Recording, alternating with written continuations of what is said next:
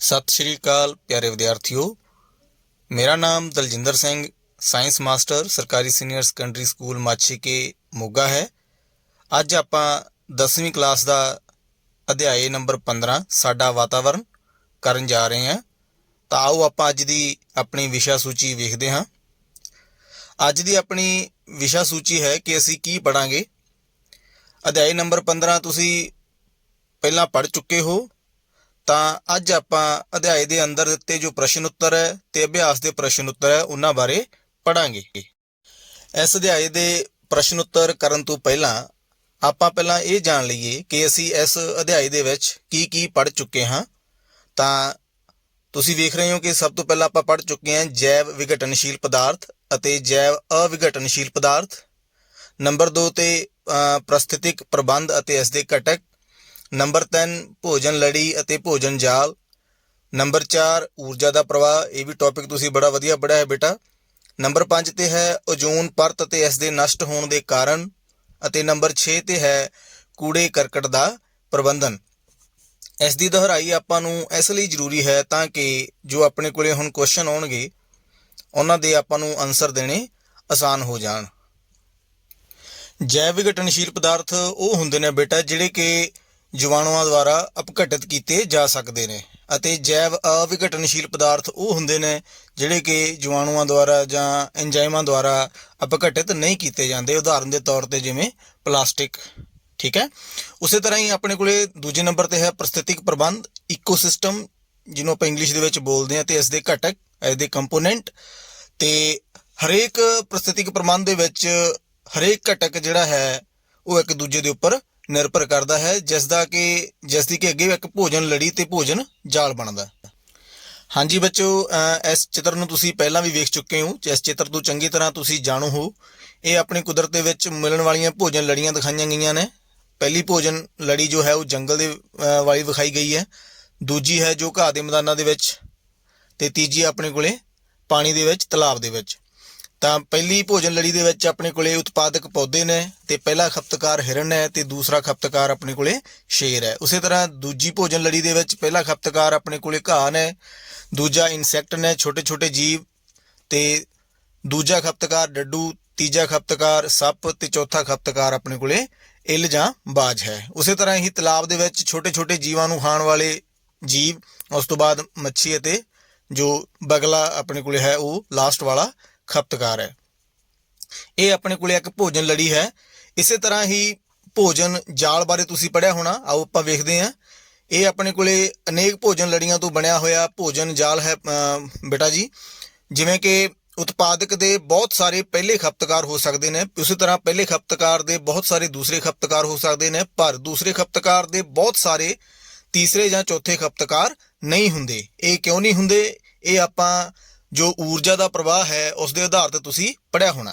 ਇਸ ਚਿੱਤਰ ਤੋਂ ਤੁਸੀਂ ਸਾਰੇ ਹੀ ਚੰਗੀ ਤਰ੍ਹਾਂ ਜਾਣੂ ਹੋ, ਜੋ ਕਿ ਆਹਾਰੀ ਪੱਧਰ ਦਾ ਹੈ, ਜਿਸ ਦੇ ਸਭ ਤੋਂ ਹੇਠਲੇ ਭਾਗ ਦੇ ਵਿੱਚ ਉਤਪਾਦਕ ਦਰਸਾਇਆ ਗਿਆ ਹੈ। ਉਸ ਤੋਂ ਬਾਅਦ ਪਹਿਲਾ ਖਪਤਕਾਰ, ਉਸ ਤੋਂ ਬਾਅਦ ਦੂਜਾ ਖਪਤਕਾਰ ਤੇ ਫਿਰ ਤੀਜਾ ਖਪਤਕਾਰ। ਤਾਂ ਸਭ ਤੋਂ ਹੇਠਲੇ ਪੱਧਰ ਤੇ ਜੋ ਕਿ ਉਤਪਾਦਕ ਦਰਸਾਇਆ ਗਿਆ ਹੈ ਉਸ ਦਾ ਜੋ ਕੁਦਰਤੀ ਸਰੋਤ ਹੈ ਊਰਜਾ ਦਾ, ਉਹ ਆਪਣੇ ਕੋਲੇ ਸੂਰਜ ਦੀ ਰੋਸ਼ਨੀ ਹੈ, ਜਿਸ ਦੇ ਰਾਹੀਂ ਇੱਕ ਵਿਧੀ ਹੈ ਪ੍ਰਕਾਸ਼ ਸੰਸਲੇਸ਼ਣ ਵਿਧੀ, ਜਿਸ ਰਾਹੀਂ ਘਾਹ ਚਾਹੇ ਉਹ ਪੌਦੇ ਹੈ ਉਹ ਆਪਣਾ ਭੋਜਨ ਆਪ ਤਿਆਰ ਕਰਦੇ ਹੈ। ਉਸ ਤੋਂ ਬਾਅਦ ਉਹਨਾਂ ਉਤਪਾਦਕਾਂ ਨੂੰ ਪਹਿਲਾ ਖਪਤਕਾਰ ਖਾਂਦਾ ਹੈ ਅਤੇ ਪਹਿਲੇ ਖਪਤਕਾਰ ਨੂੰ ਦੂਸਰਾ ਖਪਤਕਾਰ ਅਤੇ ਦੂਸਰੇ ਖਪਤਕਾਰ ਨੂੰ ਤੀਸਰਾ ਖਪਤਕਾਰ ਖਾਂਦਾ ਹੈ। ਇਸੇ ਤਰ੍ਹਾਂ ਹੀ ਊਰਜਾ ਦਾ ਪ੍ਰਵਾਹ ਵੀ ਉਤਪਾਦਕਾਂ ਦੇ ਵਿੱਚੋਂ ਪਹਿਲੇ ਖਪਤਕਾਰ ਵਿੱਚ ਜਾਂਦਾ ਹੈ, ਦੂਜੇ ਖਪਤਕਾਰ ਵਿੱਚ ਜਾਂਦਾ ਹੈ ਤੇ ਤੀਜੇ ਖਪਤਕਾਰ ਦੇ ਵਿੱਚ ਚਲਾ ਜਾਂਦਾ ਹੈ। ਤਾਂ ਇਹ ਸੀ ਬੇਟਾ ਆਪਣੀ ਦੁਹਰਾਈ। ਤਾਂ ਚਲੋ ਆਓ ਆਪਾਂ ਹੁਣ ਅਧਿਆਇ ਦੇ ਅੰਦਰ ਦਿੱਤੇ ਪ੍ਰਸ਼ਨ ਉੱਤਰ ਕਰਦੇ ਹਾਂ।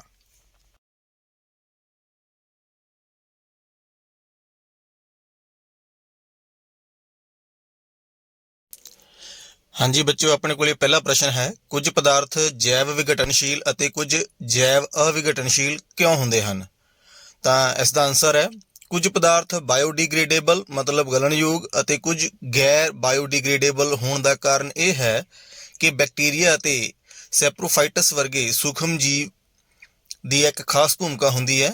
ਉਹ ਸਿਰਫ ਕੁਦਰਤੀ ਉਤਪਾਦ ਜਿਵੇਂ ਕਾਗਜ਼, ਲੱਕੜ ਆਦਿ ਨੂੰ ਤੋੜ ਸਕਦੇ ਨੇ, ਪਰ ਉਹ ਮਨੁੱਖ ਦੁਆਰਾ ਬਣਾਏ ਉਤਪਾਦ ਜਿਵੇਂ ਪਲਾਸਟਿਕ ਨੂੰ ਤੋੜ ਨਹੀਂ ਸਕਦੇ। ਇਸ ਦੇ ਆਧਾਰ ਤੇ ਕੁਝ ਪਦਾਰਥ ਬਾਇਓਡੀਗ੍ਰੇਡੇਬਲ ਅਤੇ ਕੁਝ ਗੈਰ ਬਾਇਓਡੀਗ੍ਰੇਡੇਬਲ ਹਨ। ਅਗਲਾ ਪ੍ਰਸ਼ਨ ਹੈ, ਕੋਈ ਵੀ ਦੋ ਢੰਗ ਦੱਸੋ ਜਿਸ ਨਾਲ ਜੈਵ ਵਿਘਟਨਸ਼ੀਲ ਪਦਾਰਥ ਵਾਤਾਵਰਣ ਨੂੰ ਪ੍ਰਭਾਵਿਤ ਕਰਦੇ ਹਨ। ਤਾਂ ਇਸ ਦੇ ਆਪਣੇ ਕੋਲੇ ਦੋ ਢੰਗ ਨੇ। ਨੰਬਰ 1, ਉਹ ਵਾਤਾਵਰਣ ਨੂੰ ਸਾਫ਼ ਰੱਖਦੇ ਹਨ ਕਿਉਂਕਿ ਉਹ ਆਸਾਨੀ ਨਾਲ ਗਲ ਸੜ ਜਾਂਦੇ ਨੇ। ਨੰਬਰ 2, ਉਹ ਸੌਖਿਆਂ ਹੀ ਸੂਖਮ ਜੀਵਾਂ ਦੀ ਸਹਾਇਤਾ ਨਾਲ ਭੂ ਰਸਾਇਣਕ ਚੱਕਰ ਵਿੱਚੋਂ ਆਸਾਨੀ ਨਾਲ ਲੰਘ ਸਕਦੇ ਨੇ।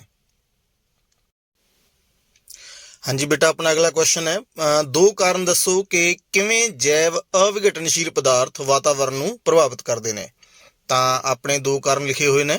ਨੰਬਰ 1 ਤੇ ਹੈ, ਇਹ ਹਵਾ, ਮਿੱਟੀ ਅਤੇ ਪਾਣੀ ਪ੍ਰਦੂਸ਼ਣ ਦਾ ਕਾਰਨ ਬਣਦੇ ਨੇ। ਇਹਨਾਂ ਦਾ ਅਪਘਟਨ ਨਹੀਂ ਹੋ ਪਾਉਂਦਾ ਕਿਉਂਕਿ ਜੈਵ ਅਵਿਘਟਨਸ਼ੀਲ ਪਦਾਰਥ ਆਪਣੇ ਕੋਲੇ ਗੈਰ ਬਾਇਓਡੀਗ੍ਰੇਡੇਬਲ ਹੁੰਦੇ ਨੇ। ਨੰਬਰ 2, ਇਹ ਭੋਜਨ ਲੜੀ ਵਿੱਚ ਜੈਵਿਕ ਵਧਾਓ ਦਾ ਕਾਰਨ ਬਣਦੇ ਹਨ ਜਿਸ ਦੇ ਨਤੀਜੇ ਵਜੋਂ ਮਨੁੱਖ ਨੂੰ ਕਈ ਤਰ੍ਹਾਂ ਦੀ ਹਾਨੀ ਹੁੰਦੀ ਹੈ। ਅਗਲਾ ਪ੍ਰਸ਼ਨ, ਆਹਾਰੀ ਪੱਧਰ ਕੀ ਹਨ? ਭੋਜਨ ਲੜੀ ਦੀ ਇੱਕ ਉਦਾਹਰਨ ਦਿਓ ਅਤੇ ਇਸ ਵਿੱਚ ਵੱਖ-ਵੱਖ ਆਹਾਰੀ ਪੱਧਰਾਂ ਬਾਰੇ ਦੱਸੋ। ਭੋਜਨ ਲੜੀ ਦੀ ਪਰਿਭਾਸ਼ਾ ਬੇਟਾ ਆਪਾਂ ਪੜ੍ਹ ਚੁੱਕੇ ਹਾਂ। ਭੋਜਨ ਲੜੀ ਵਿੱਚ ਭੋਜਨ ਜਾਂ ਊਰਜਾ ਦਾ ਤਬਾਦਲਾ ਵੱਖ-ਵੱਖ ਪੱਧਰਾਂ 'ਤੇ ਹੁੰਦਾ ਹੈ ਅਤੇ ਇਹਨਾਂ ਪੱਧਰਾਂ ਨੂੰ ਆਹਾਰੀ ਪੱਧਰ ਦੇ ਤੌਰ 'ਤੇ ਜਾਣਿਆ ਜਾਂਦਾ ਹੈ। ਉਦਾਹਰਨ ਦੇ ਤੌਰ 'ਤੇ ਜੋ ਆਪਣੇ ਕੋਲੇ ਉਤਪਾਦਕ ਨੇ, ਉਹ ਘਾਹ ਨੂੰ ਬੱਕਰੀ ਖਾ ਰਹੀ ਹੈ ਅਤੇ ਬੱਕਰੀ ਨੂੰ ਆਦਮੀ ਮਨੁੱਖ ਖਾ ਰਿਹਾ। ਤਾਂ ਭੋਜਨ ਲੜੀ ਦੇ ਵਿੱਚ ਘਾਹ ਪਹਿਲੇ ਆਹਾਰੀ ਪੱਧਰ ਨੂੰ ਦਰਸਾਉਂਦਾ ਹੈ, ਬੱਕਰੀ ਦੂਜੇ ਆਹਾਰੀ ਪੱਧਰ ਨੂੰ ਦਰਸਾਉਂਦੀ ਹੈ ਅਤੇ ਮਨੁੱਖ ਤੀਜੇ ਆਹਾਰੀ ਪੱਧਰ ਨੂੰ ਦਰਸਾਉਂਦਾ ਹੈ। ਇਸੇ ਤਰ੍ਹਾਂ ਹੀ ਤੁਸੀਂ ਚਿੱਤਰ ਵਿੱਚ ਵੇਖ ਰਹੇ ਹੋ, 3 ਅਲੱਗ-ਅਲੱਗ ਭੋਜਨ ਲੜੀਆਂ ਆਪਣੇ ਕੋਲ ਦਿੱਤੀਆਂ ਨੇ ਅਤੇ ਤਿੰਨੇ ਅਲੱਗ-ਅਲੱਗ ਆਹਾਰੀ ਪੱਧਰ ਵੀ ਆਪਣੇ ਕੋਲੇ ਬਣੇ ਹੋਏ ਨੇ। ਤਾਂ ਚਿੱਤਰ ਨੰਬਰ ਊੜਾ ਦੇ ਵਿੱਚ ਜੋ ਘਾਹ ਪੌਦੇ ਨੇ ਉਹ ਆਪਣੇ ਕੋਲੇ ਪਹਿਲੇ ਆਹਾਰੀ ਪੱਧਰ ਨੂੰ ਦਰਸਾਉਂਦੇ ਨੇ। ਹਿਰਨ ਦੂਸਰੇ ਆਹਾਰੀ ਪੱਧਰ ਨੂੰ ਦਰਸਾ ਰਹੀ ਹੈ ਅਤੇ ਹਿਰਨ ਨੂੰ ਸ਼ੇਰ ਖਾ ਰਿਹਾ, ਤਾਂ ਆਪਣੇ ਕੋਲੇ ਸ਼ੇਰ ਤੀਜੇ ਆਹਾਰੀ ਪੱਧਰ ਨੂੰ ਦਰਸਾ ਰਿਹਾ ਹੈ। ਅਗਲਾ ਪ੍ਰਸ਼ਨ, ਪਰਿਸਥਿਤਿਕ ਪ੍ਰਬੰਧ ਵਿੱਚ ਨਿਖੇੜਕਾਂ ਦੀ ਭੂਮਿਕਾ ਕੀ ਹੈ? ਮਤਲਬ ਈਕੋਸਿਸਟਮ ਵਿੱਚ ਐਨਜ਼ਾਈਮਸ ਦਾ ਕੀ ਰੋਲ ਹੈ? ਤਾਂ ਆਪਾਂ ਪੜ੍ਹਦੇ ਹਾਂ। ਨੰਬਰ 1, ਇਹ ਮਰੇ ਹੋਏ ਪੌਦਿਆਂ ਅਤੇ ਜਾਨਵਰਾਂ ਦਾ ਨਿਖੇੜਨ ਕਰਕੇ ਵਾਤਾਵਰਣ ਨੂੰ ਸ਼ੁੱਧ ਕਰਨ ਵਾਲੇ ਏਜੰਟ ਵਜੋਂ ਕੰਮ ਕਰਦੇ ਨੇ। ਨੰਬਰ 2, ਇਹ ਪੌਸ਼ਟਿਕ ਤੱਤਾਂ ਦੀ ਮੁੜ ਵਰਤੋਂ ਵਿੱਚ ਮਦਦ ਕਰਦੇ ਹਨ। ਇਹ ਗੁੰਝਲਦਾਰ ਕਾਰਬਨਿਕ ਪਦਾਰਥਾਂ ਨੂੰ ਸਰਲ ਪਦਾਰਥਾਂ ਵਿੱਚ ਬਦਲਦੇ ਨੇ। ਨੰਬਰ 3, ਇਹ ਜੀਵ ਮੰਡਲ ਵਿੱਚ ਮਰੇ ਹੋਏ ਜੀਵਾਂ ਦਾ ਨਿਖੇੜਨ ਕਰਕੇ ਨਵੇਂ ਜੀਵਾਂ ਲਈ ਜਗ੍ਹਾ ਪ੍ਰਦਾਨ ਕਰਦੇ ਨੇ। ਨੰਬਰ 4, ਇਹ ਫਸਲੀ ਪੌਦਿਆਂ ਦੀ ਵਰਤੋਂ ਲਈ ਪਾਣੀ, ਮਿੱਟੀ ਅਤੇ ਹਵਾ ਵਿੱਚ ਵੱਖ-ਵੱਖ ਤੱਤਾਂ ਨੂੰ ਵਾਪਸ ਮਿਲਾਉਣ ਵਿੱਚ ਸਹਾਇਤਾ ਕਰਦੇ ਹਨ। ਅਗਲਾ ਪ੍ਰਸ਼ਨ, ਓਜ਼ੋਨ ਕੀ ਹੁੰਦਾ ਹੈ ਅਤੇ ਇਹ ਪਰਿਸਥਿਤਿਕ ਪ੍ਰਬੰਧ ਨੂੰ ਕਿਵੇਂ ਪ੍ਰਭਾਵਿਤ ਕਰਦਾ ਹੈ? ਤਾਂ ਓਜ਼ੋਨ ਬੇਟਾ ਇੱਕ ਅਣੂ ਹੈ ਜੋ ਆਕਸੀਜਨ ਦੇ 3 ਪਰਮਾਣੂਆਂ ਦੁਆਰਾ ਬਣਾਇਆ ਜਾਂਦਾ ਹੈ ਅਤੇ ਆਕਸੀਜਨ ਦੇ ਇੱਕ ਆਈਸੋਟੋਪ ਵਜੋਂ ਜਾਣਿਆ ਜਾਂਦਾ ਹੈ। ਇਸ ਦੇ 2 ਆਕਸੀਜਨ ਪਰਮਾਣੂਆਂ ਵਿਚਾਲੇ ਦੂਹਰਾ ਬੰਧਨ ਹੁੰਦਾ ਹੈ ਅਤੇ 2 ਆਕਸੀਜਨ ਪਰਮਾਣੂਆਂ ਵਿਚਾਲੇ ਇਕਹਿਰਾ ਬੰਧਨ ਹੁੰਦਾ ਹੈ। ਓਜ਼ੋਨ ਪਰਤ ਵਾਯੂਮੰਡਲ ਦੇ ਉੱਪਰੀ ਪੱਧਰ ਸਟ੍ਰੈਟੋਸਫੀਅਰ ਵਿੱਚ ਲਗਭਗ 16 ਕਿਲੋਮੀਟਰ ਉੱਪਰ ਇੱਕ ਹਵਾ ਦਾ ਗਿਲਾਫ ਹੈ। ਓਜ਼ੋਨ ਪਰਤ ਦਾ ਮੁੱਖ ਕੰਮ ਧਰਤੀ ਦੀ ਸਤਹ ਨੂੰ ਸੂਰਜ ਦੀ ਨੁਕਸਾਨਦੇਹੀ ਪਰਾਬੈਂਗਨੀ ਕਿਰਨਾਂ ਤੋਂ ਸੁਰੱਖਿਆ ਪ੍ਰਦਾਨ ਕਰਨਾ ਹੈ। ਇਹ ਕਿਰਨਾਂ ਜੀਵਾਂ ਲਈ ਨੁਕਸਾਨਦੇਹ ਹਨ ਅਤੇ ਨਤੀਜੇ ਵਜੋਂ ਚਮੜੀ ਦਾ ਕੈਂਸਰ ਹੋ ਸਕਦਾ ਹੈ। ਅਲਟਰਾਵਾਇਲਟ ਰੇਜ਼ ਪਰਾਬੈਂਗਨੀ ਕਿਰਨਾਂ ਜਿਹਨਾਂ ਨੂੰ ਆਪਾਂ ਬੋਲਦੇ ਹਾਂ ਬੇਟਾ, ਅੱਖਾਂ ਨੂੰ ਵੀ ਨੁਕਸਾਨ ਪਹੁੰਚਾਉਂਦੀਆਂ ਨੇ। ਇਹ ਮਨੁੱਖਾਂ, ਪੌਦਿਆਂ ਅਤੇ ਜਾਨਵਰਾਂ ਨੂੰ ਪ੍ਰਭਾਵਿਤ ਕਰਦੀਆਂ ਨੇ। ਚਿੱਤਰ ਦੇ ਵਿੱਚ ਤੁਸੀਂ ਆਪਣੀ ਧਰਤੀ ਦੇ ਆਲੇ ਦੁਆਲੇ ਓਜ਼ੋਨ ਪਰਤ ਬਣੀ ਵੇਖ ਸਕਦੇ ਹੋ। ਤਾਂ ਕਿਸ ਤਰ੍ਹਾਂ ਜੋ ਪਰਾਬੈਂਗਨੀ ਕਿਰਨਾਂ ਨੇ ਓਜ਼ੋਨ ਪਰਤ ਦੇ ਨਾਲ ਟਕਰਾ ਕੇ ਵਾਪਸ ਜਾ ਰਹੀਆਂ ਨੇ। ਓਜ਼ੋਨ ਦਾ ਇੱਕ ਅਣੂ O3 ਵਾਤਾਵਰਣ ਵਿੱਚ ਮੌਜੂਦ ਆਕਸੀਜਨ ਅਤੇ ਪਰਾਬੈਂਗਨੀ ਕਿਰਨਾਂ ਦੀ ਸਹਾਇਤਾ ਨਾਲ ਹੀ ਬਣਦਾ ਹੈ। ਅਗਲਾ ਪ੍ਰਸ਼ਨ, ਕੂੜੇ ਦੇ ਨਿਪਟਾਰੇ ਦੀ ਸਮੱਸਿਆ ਨੂੰ ਘਟਾਉਣ ਵਿੱਚ ਤੁਸੀਂ ਕਿਵੇਂ ਮਦਦ ਕਰ ਸਕਦੇ ਹੋ? ਕੋਈ 2 ਤਰੀਕਿਆਂ ਦਾ ਵਰਣਨ ਕਰੋ। ਨੰਬਰ 1, 3R ਦਾ ਸਿਧਾਂਤ। 3R ਦੀ ਪਾਲਣਾ ਕਰਕੇ ਕੋਈ ਵੀ ਕੂੜੇ ਦੇ ਨਿਪਟਾਰੇ ਦੀ ਸਮੱਸਿਆ ਨੂੰ ਘਟਾ ਸਕਦਾ ਹੈ। 3R ਦਾ ਭਾਵ ਘੱਟ ਵਰਤੋਂ ਰਿਡਿਊਸ, ਰੀਸਾਈਕਲ ਮੁੜ ਉਪਯੋਗ ਅਤੇ ਦੁਬਾਰਾ ਉਪਯੋਗ ਰੀਯੂਜ਼ ਹੈ। ਨੰਬਰ 2, ਆਪਣੇ ਵਾਹਨਾਂ ਦੀ ਵਰਤੋਂ ਨੂੰ ਘਟਾਉਣ ਅਤੇ ਜਨਤਕ ਆਵਾਜਾਈ ਦੀ ਚੋਣ ਕਰਨਾ ਹਵਾ ਪ੍ਰਦੂਸ਼ਣ ਨੂੰ ਘਟਾ ਸਕਦਾ ਹੈ। ਨੰਬਰ 3, ਪਲਾਸਟਿਕਾਂ ਦੀ ਰੀਸਾਈਕਲਿੰਗ ਅਤੇ ਦੁਬਾਰਾ ਵਰਤੋਂ ਵੀ ਕੂੜੇ ਦੇ ਨਿਪਟਾਰੇ ਨੂੰ ਘਟਾਉਣ ਦਾ ਇੱਕ ਢੰਗ ਹੈ। ਨੰਬਰ 4, ਖਾਦ ਦੀ ਤਿਆਰੀ ਜੈਵ ਵਿਘਟਨਸ਼ੀਲ ਰਹਿੰਦ ਖੂੰਹਦ ਨੂੰ ਮਿੱਟੀ ਵਿੱਚ ਦਬਾ ਕੇ ਖਾਦ ਵਿੱਚ ਬਦਲਿਆ ਜਾ ਸਕਦਾ ਹੈ। ਆਓ ਬੱਚਿਓ, ਹੁਣ ਆਪਾਂ ਕਰਦੇ ਹਾਂ ਅਭਿਆਸ ਦੇ ਪ੍ਰਸ਼ਨ ਉੱਤਰ। ਪ੍ਰਸ਼ਨ ਨੰਬਰ 1, ਹੇਠ ਲਿਖਿਆਂ ਵਿੱਚੋਂ ਕਿਹੜੇ ਸਮੂਹ ਵਿੱਚ ਸਿਰਫ ਜੈਵ ਵਿਘਟਨਸ਼ੀਲ ਪਦਾਰਥ ਹਨ? ਮਤਲਬ ਕਿੰਨਾ ਪਦਾਰਥਾਂ ਦਾ ਅਪਘਟਨ ਹੋ ਸਕਦਾ ਹੈ? ਤਾਂ ਤੁਹਾਡੇ ਕੋਲੇ ਆਪਸ਼ਨਾਂ ਸਾਹਮਣੇ ਨੇ। A, ਘਾਹ, ਫੁੱਲ ਅਤੇ ਚਮੜਾ। B, ਘਾਹ, ਲੱਕੜ ਅਤੇ ਪਲਾਸਟਿਕ। C, ਫਲ ਦੇ ਛਿਲਕੇ, ਕੇਕ ਅਤੇ ਨਿੰਬੂ ਦਾ ਰਸ। ਤੇ D, ਕੇਕ, ਲੱਕੜ ਅਤੇ ਘਾਹ। ਉੱਤਰ ਦਿਓ ਬੇਟਾ। ਬਿਲਕੁਲ ਸਹੀ ਆਨਸਰ। ਤਾਂ ਆਪਣੇ ਕੋਲੇ ਆਪਸ਼ਨ A, C ਅਤੇ D ਅਜਿਹੇ ਪਦਾਰਥ ਨੇ ਜਿਨ੍ਹਾਂ ਦਾ ਅਪਘਟਨ ਹੋ ਸਕਦਾ ਹੈ ਅਤੇ ਇਹ ਜੈਵ ਵਿਘਟਨਸ਼ੀਲ ਪਦਾਰਥ ਨੇ। ਅਗਲਾ ਪ੍ਰਸ਼ਨ, ਹੇਠ ਲਿਖਿਆਂ ਵਿੱਚੋਂ ਕਿਹੜੇ ਇੱਕ ਭੋਜਨ ਲੜੀ ਦਾ ਨਿਰਮਾਣ ਕਰਦੇ ਹਨ?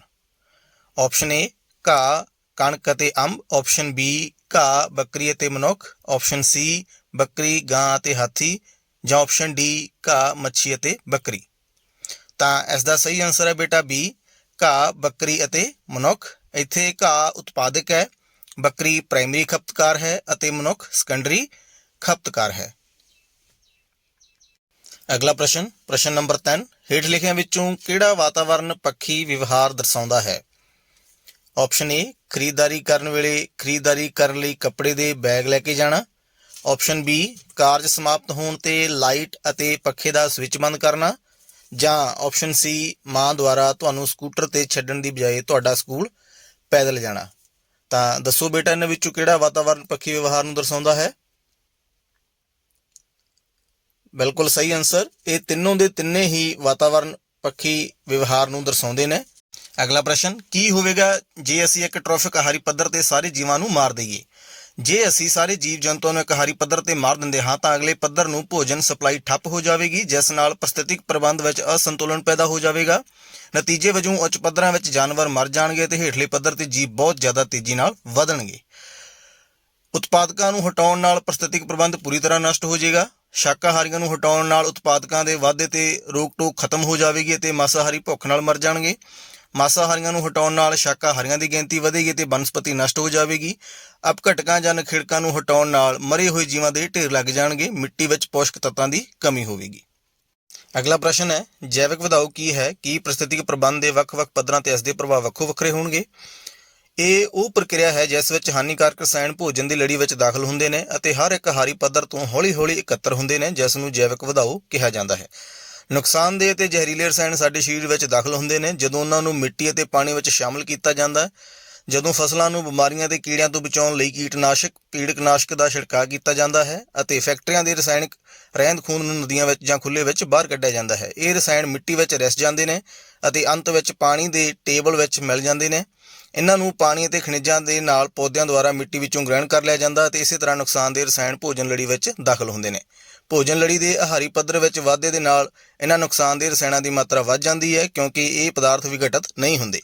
ਮਨੁੱਖ ਭੋਜਨ ਦੀ ਲੜੀ ਦੇ ਸਿਖਰ ਤੇ ਹੈ, ਇਸ ਲਈ ਮਨੁੱਖਾਂ ਵਿੱਚ ਜੈਵਿਕ ਵਧਾਓ ਸਭ ਤੋਂ ਵੱਧ ਹੈ। ਅਗਲਾ ਪ੍ਰਸ਼ਨ ਹੈ, ਸਾਡੇ ਦੁਆਰਾ ਪੈਦਾ ਜੈਵ ਅਵਿਘਟਨਸ਼ੀਲ ਕੂੜੇ ਕਾਰਨ ਕਿਹੜੀਆਂ ਸਮੱਸਿਆਵਾਂ ਪੈਦਾ ਹੁੰਦੀਆਂ ਨੇ? ਇਹ ਪਦਾਰਥ ਸੂਖਮ ਜੀਵਾਂ ਦੁਆਰਾ ਵਿਘਟਿਤ ਨਹੀਂ ਕੀਤੇ ਜਾ ਸਕਦੇ। ਜਿਵੇਂ ਹੀ ਇਹਨਾਂ ਦੀ ਮਾਤਰਾ ਵੱਧਦੀ ਹੈ, ਡੰਪਿੰਗ ਇੱਕ ਸਮੱਸਿਆ ਬਣ ਜਾਂਦੀ ਹੈ। ਜੈਵ ਅਵਿਘਟਨਸ਼ੀਲ ਕੂੜਾ ਕਰਕਟ ਵਿਚਲੀਆਂ ਭਾਰੀ ਧਾਤਾਂ ਭੋਜਨ ਲੜੀ ਦੇ ਸਿਖਰਲੇ ਆਹਾਰੀ ਪੱਧਰਾਂ ਵਿੱਚ ਦਾਖਲ ਹੋ ਜਾਂਦੀਆਂ ਨੇ।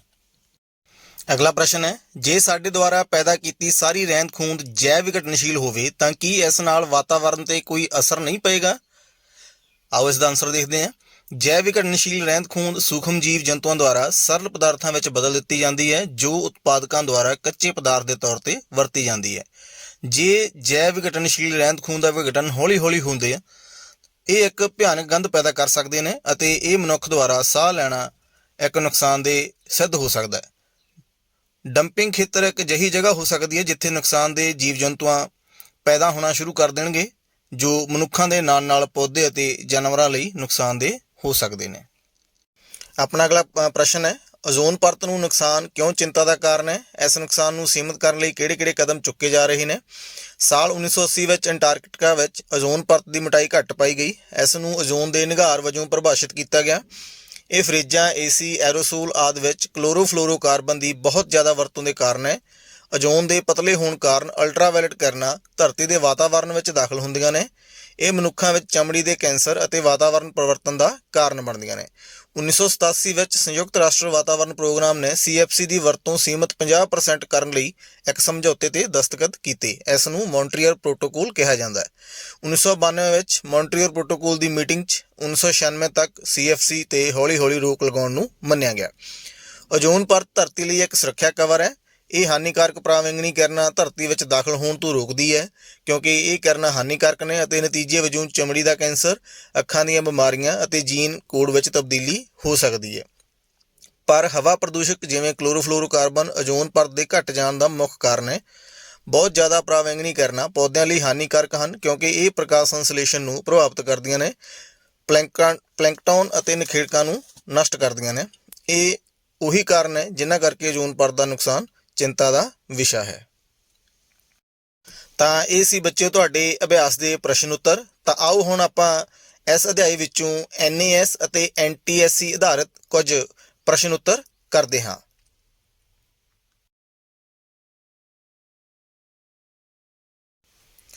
ਤਾਂ ਆਪਣੇ ਕੋਲੇ ਬਹੁ ਵਿਕਲਪੀ ਕੁਐਸਚਨ ਆਨਸਰ ਨੇ।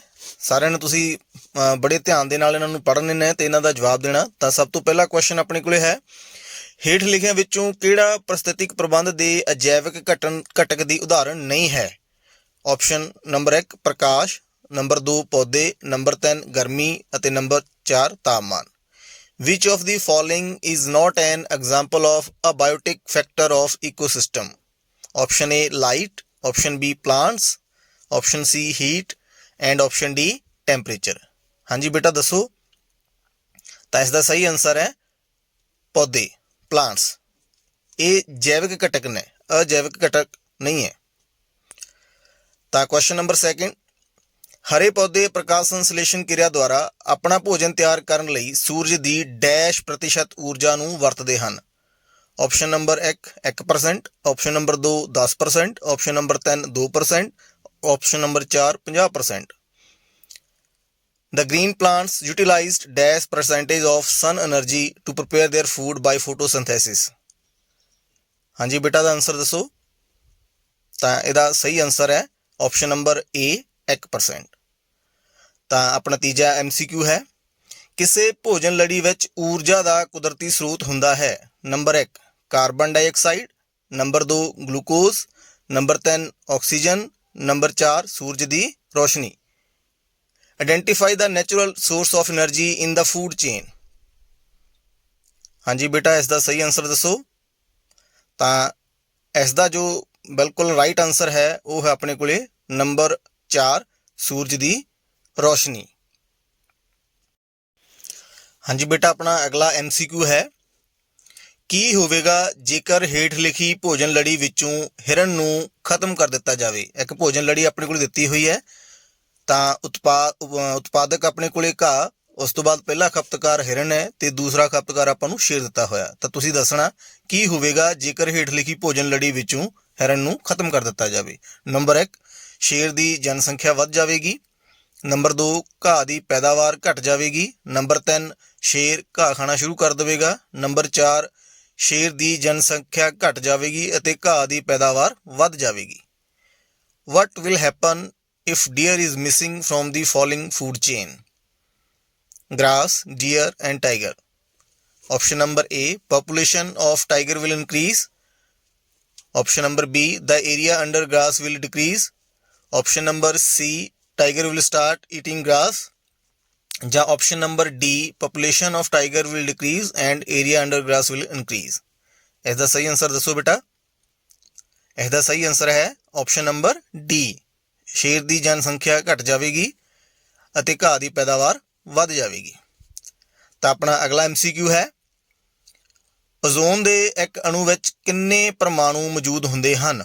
Option number 1 3, option number 2 2, option number 3 4, option number 4 1। The number of atoms of oxygen present in ozone are। ਹਾਂਜੀ ਬੇਟਾ ਦੱਸੋ ਕਿੰਨੇ ਪਰਮਾਣੂ ਓਜ਼ੋਨ ਦੇ ਅਣੂ ਵਿੱਚ ਮੌਜੂਦ ਹੁੰਦੇ ਨੇ? ਤਾਂ ਇਸ ਦਾ ਸਹੀ ਆਨਸਰ ਹੈ ਆਪਸ਼ਨ ਨੰਬਰ 1 3। ਹੇਠ ਲਿਖਿਆਂ ਵਿੱਚੋਂ ਕਿਹੜਾ ਰਸਾਇਣ ਓਜ਼ੋਨ ਪਰਤ ਦੇ ਨਸ਼ਟ ਹੋਣ ਲਈ ਜ਼ਿੰਮੇਵਾਰ ਹੈ? Number 1 chlorofluorocarbon, number 2 methane, number 3 petroleum ਉਤਪਾਦ, ਨੰਬਰ 4 ਉਪਰੋਕਤ ਸਾਰੇ। Which of the following chemical cause depletion of ozone layer? Chlorofluorocarbon, methane, petroleum product, all of the above। ਹਾਂਜੀ ਬੇਟਾ ਦੱਸੋ ਇਸ ਦਾ ਸਹੀ ਆਨਸਰ। ਇਸ ਦਾ ਸਹੀ ਆਨਸਰ ਹੈ ਕਲੋਰੋਫਲੋਰੋਕਾਰਬਨ। ਹਾਂਜੀ ਬੇਟਾ ਆਪਣੇ ਅਗਲੇ ਕੁਐਸਚਨ ਹੈ, ਸੰਨ 1987 ਵਿੱਚ ਸੰਯੁਕਤ ਰਾਸ਼ਟਰ ਵਾਤਾਵਰਣ ਪ੍ਰੋਗਰਾਮ ਵਿੱਚ ਕਿਸ ਦੇ ਉਤਪਾਦਨ ਨੂੰ ਸੀਮਤ ਰੱਖਣ ਦਾ ਮਤਾ ਪਾਸ ਕੀਤਾ ਸੀ? ਇਸ ਦੀ ਆਪਸ਼ਨ ਹੈ CFC chlorofluorocarbon, number 2 carbon dioxide, number 3 ammonia, number 4 hydrocarbon. In 1987, United National Environmental Program is related with limited production and use of option number A CFC that is chlorofluorocarbon, option B carbon dioxide, option C ammonia ਔਰ option D hydrocarbon. ਹਾਂਜੀ ਬੇਟਾ ਦੱਸੋ, ਆਪਾਂ ਅੱਜ ਵੀ ਇਸ ਦਾ ਇੱਕ question ਪੜ੍ਹ ਕੇ ਆਏ ਹਾਂ, ਉਸ ਦੇ ਵਿੱਚ ਸਪੈਸ਼ਲ ਦੱਸਿਆ ਗਿਆ ਸੀ। ਤਾਂ ਇਸ ਦਾ ਜੋ ਸਹੀ ਆਨਸਰ ਹੈ ਉਹ ਹੈ CFC ਕਲੋਰੋਫਲੋਰੋਕਾਰਬਨ। ਸੰਯੁਕਤ ਰਾਸ਼ਟਰ ਵਾਤਾਵਰਣ ਪ੍ਰੋਗਰਾਮ ਦੇ ਵਿੱਚ ਆਪਾਂ ਪੜ੍ਹਿਆ ਸੀ ਕਿ ਸਿਰਫ 50% CFC ਦੇ ਉਤਪਾਦਨ 'ਤੇ ਰੋਕ ਲਗਾਈ ਸੀ ਅਤੇ ਇਹਦੇ ਯੂਜ਼ ਵਾਸਤੇ ਵੀ 50% ਯੂਜ਼ ਨੂੰ ਮਨਜ਼ੂਰ ਦਿੱਤੀ ਗਈ ਸੀ। ਹਾਂਜੀ ਬੇਟਾ ਆਪਣਾ ਅਗਲਾ ਕੁਐਸਚਨ, ਵਿਸ਼ਵ ਵਾਤਾਵਰਣ ਦਿਵਸ ਕਦੋਂ ਮਨਾਇਆ ਜਾਂਦਾ ਹੈ? Option number 1 1 December, option number 2 22 April, option number 3 16 September, option number 4 5 June. Environment day is celebrated on option number A 1 December, option number B 22 April, option number C 16 September ਔਰ ਆਪਸ਼ਨ ਨੰਬਰ D 5 ਜੂਨ। ਹਾਂਜੀ ਬੇਟਾ ਦਾ ਸਹੀ answer ਦੱਸੋ। ਇਸ ਦਾ ਸਹੀ answer ਹੈ 5 ਜੂਨ, option number 4। ਅਗਲਾ question, ਹੇਠ ਲਿਖਿਆਂ ਵਿੱਚੋਂ ਕਿਹੜਾ ਵਾਤਾਵਰਣ ਪੱਖੀ ਵਿਵਹਾਰ ਦਰਸਾਉਂਦਾ ਹੈ? ਇਹ ਕੁਐਸਚਨ ਰਿਪੀਟ ਹੋ ਗਿਆ ਬੇਟਾ ਫਿਰ। ਨੰਬਰ 1 ਬਾਜ਼ਾਰ ਜਾਂਦੇ ਸਮੇਂ ਸਮਾਨ ਲੈਣ ਲਈ ਕੱਪੜੇ ਦਾ ਥੈਲਾ ਲੈ ਕੇ ਜਾਣਾ, ਨੰਬਰ 2 ਕਾਰਜ ਸਮਾਪਤ ਹੋਣ 'ਤੇ ਲਾਈਟ ਅਤੇ ਪੱਖੇ ਦਾ ਸਵਿੱਚ ਬੰਦ ਕਰਨਾ, ਨੰਬਰ 3 ਮਾਂ ਦੁਆਰਾ ਸਕੂਟਰ 'ਤੇ ਸਕੂਲ ਛੱਡਣ ਦੀ ਬਜਾਏ ਤੁਹਾਡਾ ਸਕੂਲ ਪੈਦਲ ਜਾਣਾ, ਜਾਂ ਨੰਬਰ 4 ਉਪਰੋਕਤ ਸਾਰੇ। Which of the following are environmental friendly practice? Number A carrying clothes bag to put purchase in while shopping, number B switching off unnecessary light and fan, or option C walking to school instead of getting your mother to drop you on her scooter, or option number D all of the above। ਤਾਂ ਇਸ ਦਾ ਜੋ ਸਹੀ answer ਹੈ ਉਹ ਹੈ ਉਪਰੋਕਤ ਸਾਰੇ, option number D all of the above। ਆਪਣਾ ਅਗਲਾ ਕੁਐਸਚਨ ਹੈ, ਓਜ਼ੋਨ ਦਿਵਸ ਕਦੋਂ ਮਨਾਇਆ ਜਾਂਦਾ ਹੈ? ਆਪਸ਼ਨ ਨੰਬਰ 1 16 ਸਤੰਬਰ, ਆਪਸ਼ਨ ਨੰਬਰ 2 5 ਜੂਨ, ਆਪਸ਼ਨ ਨੰਬਰ 3 22 ਅਪ੍ਰੈਲ, ਜਾਂ option number 4 4 October. Ozone conservation day celebrated on option number A 16 September, option number B 5 June, option number C 22 ਅਪ੍ਰੈਲ ਔਰ ਆਪਸ਼ਨ ਨੰਬਰ D 4 ਅਕਤੂਬਰ। ਇਹਦਾ ਸਹੀ ਆਨਸਰ ਦੱਸੋ ਬੇਟਾ। ਇਹਦਾ ਸਹੀ ਆਨਸਰ ਹੈ 16 ਸਤੰਬਰ, option number 1। ਅਗਲਾ ਪ੍ਰਸ਼ਨ, ਓਜ਼ੋਨ ਪਰਤ ਸੁੱਕਦੀ ਹੈ। ਨੰਬਰ 1 ਦਿੱਖ ਪ੍ਰਕਾਸ਼, ਨੰਬਰ 2 ਇਨਫਰਾਰੈਡ ਕਿਰਨਾਂ, ਨੰਬਰ 3 ਪਰਾਬੈਂਗਨੀ ਕਿਰਨਾਂ, ਨੰਬਰ 4 ਕਾਸਮਿਕ ਕਿਰਨਾਂ। Ozone layer absorb visible light, infrared light, UV rays ਔਰ D ਕਾਸਮਿਕ ਰੇਜ਼। ਹਾਂਜੀ ਬੇਟਾ ਦੱਸੋ, ਆਪਾਂ ਪੜ੍ਹਿਆ ਹੋਇਆ। ਤਾਂ ਇਸ ਦਾ ਸਹੀ ਆਨਸਰ ਹੈ ਪਰਾਬੈਂਗਨੀ ਕਿਰਨਾਂ, UV rays. Next and last one, ਪੌਦੇ ਹੁੰਦੇ ਹਨ। ਆਹਾਰੀ ਪੱਧਰ ਵਿੱਚ ਪੌਦੇ ਕੀ ਹੁੰਦੇ ਹਨ? ਨੰਬਰ 1 ਉਤਪਾਦਕ, ਨੰਬਰ 2 ਸਵੈਪੋਸ਼ੀ, ਨੰਬਰ 3 ਪਹਿਲਾ ਆਹਾਰੀ ਪੱਧਰ ਕਰਨ ਵਾਲੇ ਜੀਵ ਔਰ ਨੰਬਰ 4 ਉਪਰੋਕਤ ਸਾਰੇ। Plants are producer, option B autotroph, option C organism belonging to first trophic level or option D all of the above. ਹਾਂਜੀ ਬੇਟਾ, ਇਹਦਾ ਸਹੀ ਆਨਸਰ ਦੱਸੋ। ਹਾਂਜੀ, ਇਹਦਾ ਸਹੀ ਆਨਸਰ ਹੈ ਉਪਰੋਕਤ ਸਾਰੇ, ਆਪਸ਼ਨ ਨੰਬਰ 4। ਮੈਨੂੰ ਉਮੀਦ ਹੈ ਕਿ ਤੁਹਾਨੂੰ ਅੱਜ ਦਾ ਲੈਕਚਰ ਸਾਰਾ ਸਮਝ ਆ ਗਿਆ ਹੋਵੇਗਾ। ਤਾਂ ਤੁਹਾਡਾ ਸਾਰਿਆਂ ਦਾ ਬਹੁਤ ਬਹੁਤ ਧੰਨਵਾਦ।